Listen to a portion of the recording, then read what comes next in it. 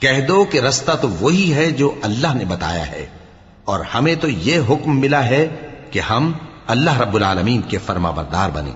اور یہ بھی کہ نماز پڑھتے رہو اور اس سے ڈرتے رہو، اور وہی تو ہے جس کے پاس تم جمع کیے جاؤ گے، اور وہی تو ہے جس نے آسمانوں اور زمین کو تدبیر سے پیدا کیا ہے،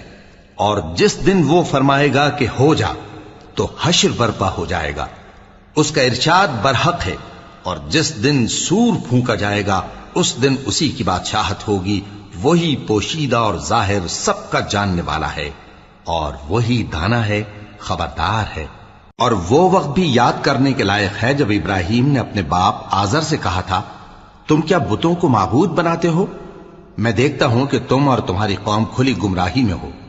اور ہم اس طرح ابراہیم کو آسمانوں اور زمین کے عجائبات دکھانے لگے تاکہ وہ خوب یقین کرنے والوں میں ہو جائیں۔